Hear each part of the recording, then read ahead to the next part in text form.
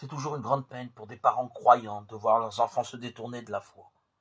Le premier réflexe est bien souvent de rechercher le pourquoi de cet abandon, et peut-être même de culpabiliser sur la manière de transmettre la foi, sur ce qui a été fait ou qui aurait pu être fait.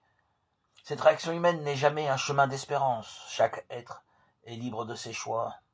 Il est alors important de cesser de se focaliser sur le passé et de se rendre compte que Dieu nous attend dans le présent. Garder confiance dans la miséricorde du Seigneur et se rappeler que Dieu a un projet pour chacun d'entre nous.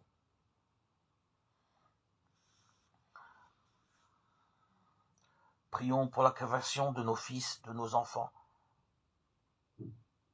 Ne désespérons pas de l'amour de Dieu pour ses enfants. Il nous appartient de nous rappeler que l'on n'est pas prophète dans son pays et donc de ne pas mettre de pression religieuse sur l'enfant par des constantes réflexions qui vont encore plus l'éloigner. Il est crucial de respecter son choix même s'il n'est pas bon, car le risque de rompre le lien familial ou au moins de le rendre encore plus compliqué est réel. La patience est alors une grâce qu'il faut demander pour soi au Seigneur.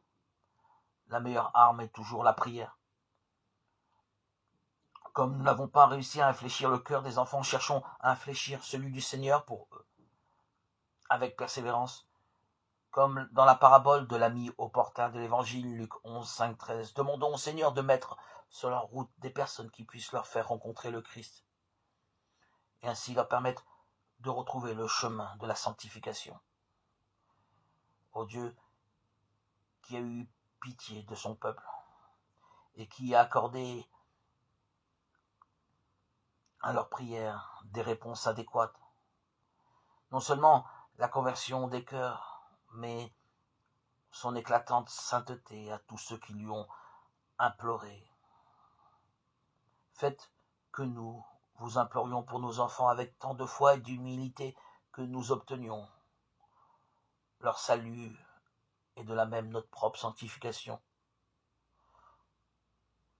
Nous en prions par notre Seigneur Jésus-Christ.